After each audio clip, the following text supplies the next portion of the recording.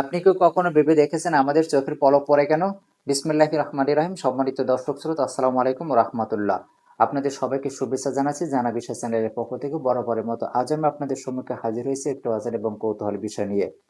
আজকে আমরা আলোচনা করব চোখের পলক পড়ে কেন। যদি আপনি জানতে চান, বুঝতে চান, তাহলে ভিডিওটি না টেনে শেষ পর্যন্ত দেখবেন। তাহলে চলুন মূল আলোচনায়। আমাদের চোখের কোণায় নেত্রনালী থাকে। নেত্রনালী থেকে তৈলাক্ত এবং মিউকাস মিশ্রিত ঘন লবণাক্ত পানি বের হয়। আর এই ঘন লবণাক্ত পানি আমাদের চোখের সব জায়গায় ছড়িয়ে দিতে হয়। এই ছড়িয়ে দেওয়ার জন্য পলক গুরুত্বপূর্ণ ভূমিকা পালন করে। আর এই পানিটাও চোখের জন্য খুবই উপকারী এবং দরকার। চোখ চোখের ভিতরে যে লবণাক্ত পানিটা, এই পানিটা চোখের উপর একটা পাতলা স্তর তৈরি করে, যার কারণে চোখ জ্বালা পোড়া করে না। আমাদের চোখকে পরিষ্কার রাখতে, সতেজ রাখতে, আর্দ্র রাখতে এবং সকল প্রকার সমস্যা থেকে, বিভিন্ন পোকামাকড় থেকে রক্ষা করতে চোখের পানি দরকার আছে। চোখে যদি পানি না থাকতো তাহলে চোখ শুকিয়ে যেত, জ্বালা পোড়া করতো। এখন আমাদের আমরা যদি আহ, চোখ দিয়ে একদিকে তাকিয়ে থাকি, তাহলে কিছুক্ষণ পর দেখা যাবে যে আমাদের পাশের যদি কোনো বস্তু থাকে, তাহলে ওই বস্তুটা আমরা দেখতে পারবো না। আমরা যদি চোখের পলক ফেলি, তাহলে বিভিন্ন কাজের প্রতি মনোযোগ বৃদ্ধি পায় এবং আশপাশের অনেক কিছু আমরা দেখতে পাই। চোখকে নড়াচড়া করার জন্য চোখের পলকের দরকার আছে। আমরা যদি চোখের পলক ফেলি, তাহলে আমাদের বিভিন্ন মনোযোগ তৈরি হয়, অনুভূতি তৈরি হয় এবং এরকমের একটা অনুভূতি বা এরকম একটা সংকেত আমাদের মস্তিষ্কে যায়, মস্তিষ্কে সংকেত পায়। আপনি চিন্তা করে দেখবেন, একাধারে যদি আপনি কোনো দিক তাকিয়ে থাকেন, কিছুক্ষণ পর দেখবেন যে চোখের কোণা থেকে পানি বেয়ে পড়তে আছে। কারণ আপনি একই দৃষ্টিতে একদিক তাকাইছিলেন, এই জন্য চোখের পলক পড়ে নাই, আর পানিও চোখের মানে সব জায়গায় ছড়িয়ে ছিটিয়ে দিতে পারে নাই।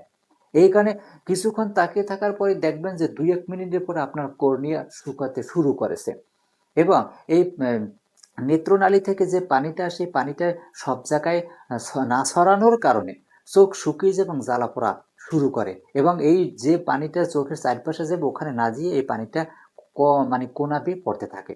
তাহলে এই থেকে স্পষ্ট আপনি বুঝতে পারেন যে অবশ্যই চোখের পলকের দরকার। যদি চোখে না পলক পড়তো, তাহলে তো পানিটা চারপাশে ছড়াই ছিটে যেত না। চোখের পলক পরে বিতেই পানিটা ছড়িয়ে ছিটে পড়ে। এখন আপনি চিন্তা করে দেখেন, পলকের একটা বিভিন্ন হার আছে। যেমন আমরা স্বাভাবিক পর্যায়ে 10 থেকে 25 বার পলক ফেলি। যদি কোনো বই পুস্তক পড়ে, তাহলে সে পলকটা হয় 8 থেকে 10 বারের ভিতরে। যদি আমরা যে কোনো স্ক্রিন, মোবাইল বা কম্পিউটারে যদি দেখি, তাহলে সেই পলকটা পড়ে 5 থেকে 7-এর ভিতরে। যদি আমরা কথা বলি, তখন পলকটা 25 থেকে 30-এর ভিতরে পড়ে। এরকম একটা পলকের হার আছে। আর নবজাতকরা মূলত চোখের পলক কমই ফেলে, আস্তে আস্তে এটা বাড়তে থাকে। আবার কোনো বিশেষ বিশেষ কারণে চোখের পলকটা একটু বেড়ে যেতে পারে। কোন কোন সময় যদি আপনি ক্লান্ত অনুমান করেন, যদি চোখে অ্যালার্জি থাকে, বেশ একটা ঘুম না হয়, হ্যাঁ, এই সমস্ত ক্ষেত্রে চোখের পলকটা একটু বেশি পড়তে পারে। কিন্তু এই জন্য যে অন্য কোনো সমস্যা, তা না। আর আমাদের এই চোখের পলকটা পড়ার কারণে মস্তিষ্ক 0.1 থেকে 0.2 সেকেন্ড পর্যন্ত একটু বিরতি পায়, যেটাকে মাইক্রো রেস্ট বলা হয়। এই বিরতিটা যদি না পাইতো, তাহলে তাহলে আমাদের মাথা ঝিমঝিম করতো। মাথা ঝিমঝিম করতো। আপনি একটা খেয়াল করে দেখবেন, কিছুক্ষণ পর এরকম থাকার পর দেখবেন যে মাথা কি করতেছে, ঝিমঝিম করতেছে। তাহলে এই কারণে পলকটা খুবই গুরুত্বপূর্ণ ভূমিকা পালন করে। আবার দেখবেন, যদি আপনি কোনো একটা গভীর মনোযোগে বসছেন, তখন কিন্তু পলকটা কম পড়বে। হ্যাঁ, যখন মনোযোগ ছাড়া পড়ছেন, তখন কিন্তু পলকটা একটু বেশি পড়বে। এই ছিল চোখের পলক পড়া নিয়ে আমার কাছে তথ্য। আপনাদের সকলকে শুভেচ্ছা জানাচ্ছি, সকলকে ধন্যবাদ জানিয়ে আমি শেষ করেছি। আল্লাহ হাফেজ। পরবর্তীতে আবার দেখা হবে কোনো এক ভিডিওতে। ততক্ষণ পর্যন্ত আমাদের সাথে থাকবেন।